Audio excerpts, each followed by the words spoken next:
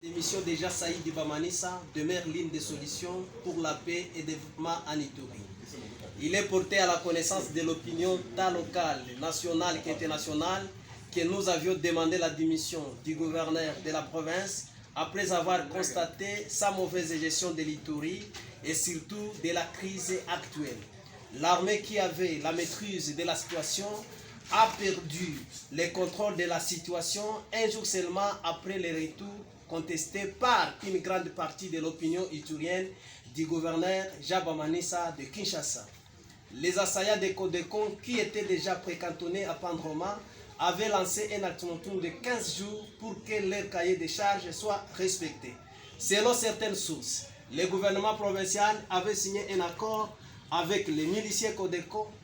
La signature de cet accord secret nous laisse perplexes et suscite dans notre esprit plusieurs questions. Pourquoi le gouvernement provincial avait-il décidé de dialoguer avec les miliciens de la Codeco alors que l'armée a enregistré des succès sur le terrain? Était-il une façon d'étouffer les efforts de l'armée? Était-il vraiment important et nécessaire de négocier avec des donneurs de morts qui endaient notre province? Pourquoi le gouverneur ne fait-il pas l'itinérance sur terrain pour compatir avec les familles éprouvées et palper la réalité? La mauvaise lecture de la situation par l'exécutif provincial l'a conduit à la prise de décisions inappropriées avec comme corollaire aujourd'hui la persistance de l'insécurité dans la province de l'Ituri. Pour une province à multiples problèmes comme l'Ituri, on n'a pas besoin de personnes qui tâtonnent à sa tête. D'où la démission de l'actuel locataire du gouvernorat devient plus qu'il nécessaire en vue de sauver les âmes des innocents. Il s'est de préciser que le gouverneur de province a été réhabilité suite à un arrêt monstre qui fait débat au sein de l'opinion publique après la motion de défiance votée contre lui le 20 novembre 2019. Le jour de son retour, il avait demandé pardon publiquement en présence de la population iturienne et du vice-premier ministre en charge de l'intérieur et sécurité. Les gens pensaient et croyaient à une reconversion sincère du gouverneur Jabamanissa Saïdi. Force est de constater qu'après la déchéance de Jabamanissa Saïdi, la situation est pire qu'avant sa déchéance.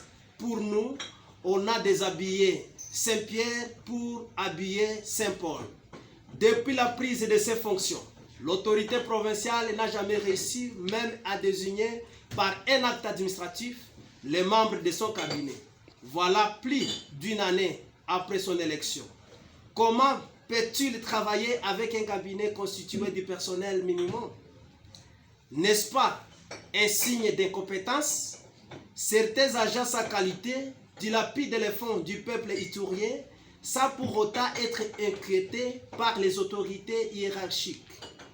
La commission économie et finances, ECOFIN, de l'Assemblée provinciale de l'Ituri avait été empêchée d'accéder au contrôle des comptes bancaires par l'exécutif provincial. Nous fustigeons ces comportements, car dans un état de droit comme le nôtre, l'exécutif ne peut en aucun jour interférer dans les matières relevant de la compétence du pouvoir législatif. Étant de droit oblige. Il faut aussi préciser que c'est depuis le début de l'année 2020 que la province de l'Ituri fonctionne avec les crédits provisoires. Cette province n'a pas un budget pour l'exercice 2020, étant donné que le gouvernement provincial avait remis tardivement le projet de dit portant budget de la province de l'Ituri auprès du parquet général. Après la fermeture de cette institution, assemblée provinciale, par la police nationale congolaise sous la complicité du gouvernement provincial de l'Ituri.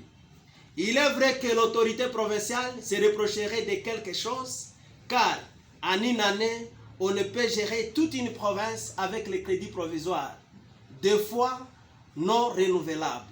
Le résultat est qu'il n'y a aucune réalisation visible. Il tient aussi de noter que sa gestion des choses publiques est la plus opaque et la non orthodoxe sur toute l'étendue de la République. Il s'est de noter que, depuis son investiture, le gouverneur de province a contracté un emprunt de plus de 10 millions de dollars américains. L'opinion s'interroge sur à quoi cet emprunt aurait servi. Outre ça, il s'y est dénoté que plusieurs sources décrivent les détournements à répétition au sein de la Direction provinciale des recettes de la province de l'Ituri, DGPI en sigle, de plus de 200 000 dollars dont les auteurs circulent aisément sans pour autant être inquiétés par l'organe de la loi. C'est la petite Suisse qu'on nous avait promis pendant la campagne électorale? Il faut aussi noter les conflits d'intérêts qui existent dans plusieurs contrats de passation des marchés publics au sein de la province. Toutes les entreprises qui gagnent le marché sont soit celles il est actionnaire ou celles de ses proches. Sur l'aspect communicationnel, il existe un fossé profond qui sépare le gouvernement provincial de l'Ituri avec toutes les radios de la place. Il faut noter que le gouverneur de province de l'Ituri est le seul à avoir, à l'espace d'une année, travaillé avec plus de 4 communicateurs de la cellule de communication.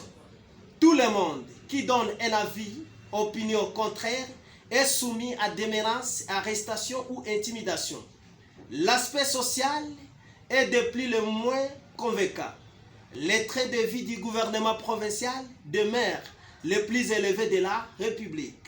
Le gouverneur de la province de l'Ituri est le seul de 26 gouverneurs de province de la République qui s'est choisi l'hôtel comme sa résidence et paye la nuitée chère. N'est-ce pas une façon de dilapider l'argent de la province?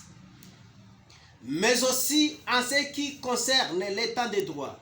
Le cheval de bataille de l'actuel président de la République, il faut noter que l'Ituri observe un recul suite à la volonté manifeste du gouverneur de province de reléguer au second plan les efforts du chef de l'État. Les libertés de presse, d'opinion, d'expression sont étouffées par ces gestionnaires de la province. En vue de mettre fin à cet amateurisme qui s'observe au sommet de la province, nous demandons au gouverneur de la province de présenter tout simplement sa démission auprès du chef de l'État. Au cas contraire, nous nous réservons le droit de mener de grandes actions citoyennes. Un délai de 72 heures lui est accordé pour ce faire.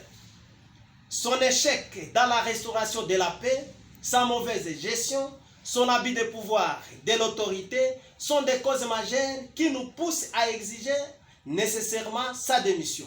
Fait à Bunia, le 28 avril 2020, pour les jeunes leaders de la province de l'Ituri, ingénieur Christian Chaouri, jeune leader et acteur politique de la province.